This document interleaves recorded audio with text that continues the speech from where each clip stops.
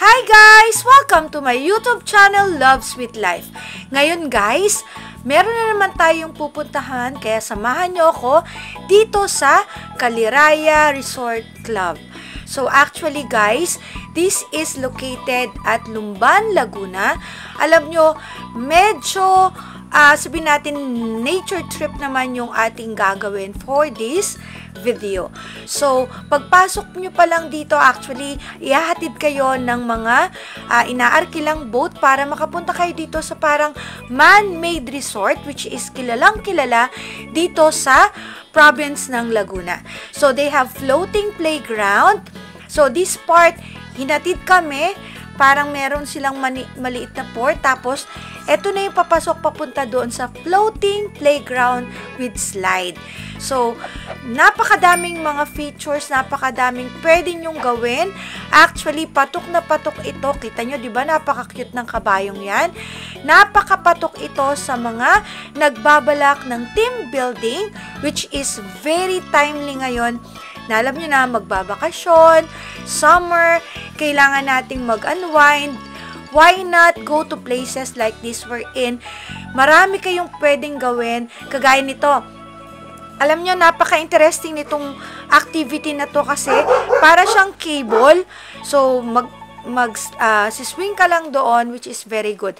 Now, may pagkakataon na pwede rin kayong umarkila ng jeepney. Kita nyo, di ba itong island, kung isipin natin, medyo isolated ito doon sa pinaka-main na road doon sa Kabayanan. Pero, maganda kasi meron silang service na pwede nyong i-accommodate, or pwede kayong i-accommodate basta kasama dun sa inyong package. So, this one is a giant slide.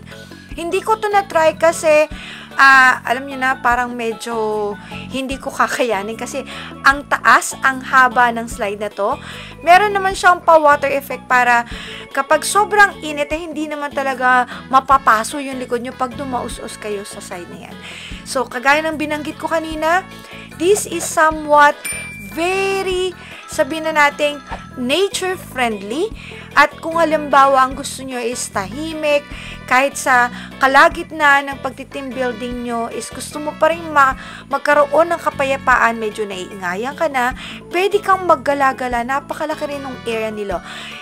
Actually, it is about 7.6 hectares yung kanilang kabuuan ng land area nila, which is very, very huge, diba? So, this one nga, ay sabi ko kanina, it is a resort at the same time, pwede na rin pagdausan ng iba't ibang mga events. So, if I'm not mistaken, siguro, more than 10 years ago, medyo bata-bata pa ako guys, pumunta na kami dito, pero hindi pa ganitong kaganda, hindi pa ganito ka-develop nung panahon nung akong high school. Kasi 'di ba, minsan nagre-retreat tayo ng pag sa high school, so pumupunta ka dito sa mga areas na yon, lalo na kapag before the school year ends. So yan, maganda rin tong pag-retreatan. So, in this case naman, pumunta kami dito because of team building. Ang laki ng area nila.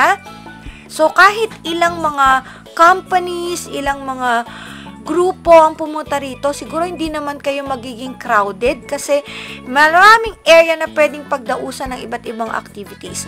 So, pinapasyal ko kayo dito sa mga area na medyo malayo dun sa main na club nila, pero napaka-interesting kasi meron silang hanging bridge, which is wala namang bayad yan guys. Kailangan lang mag-ingat syempre, lalo na yung mga nalulula. Tapos may mga facilities silang kagaya ng ganon, yung parang sa hamster na paikot-ikot. Magaganda rin yung mga rooms nila. Hindi na rin kami masyadong pumunta kasi alam nyo na hectic yung schedule pag ganitong mga bagay, okay? So, dito yung pupuntahan namin is fishing area. But, take note, meron din kung gusto mong yung mga nahuli mo is bayaran at kainin mo, you'll just have to pay 300 pesos per kilo. So, yan. Diba? Napakaganda kasi ang dami mong pwedeng puntahan, mga sulok-sulok. Tapos, ito yung part din na meron silang wall climbing, which is very nice. Siguro, kulang yung half day mo dito para lang libutin yan. Kaya, much better kung ito'y gaganapin ng medyo mahaba-haba or overnight kayo kasi mas ma-appreciate mo, mas maiikot mo yung area nila. So, marami silang mga package. Just go to their website.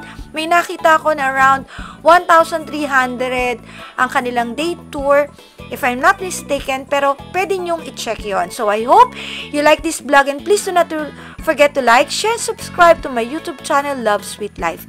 Thank you and God bless!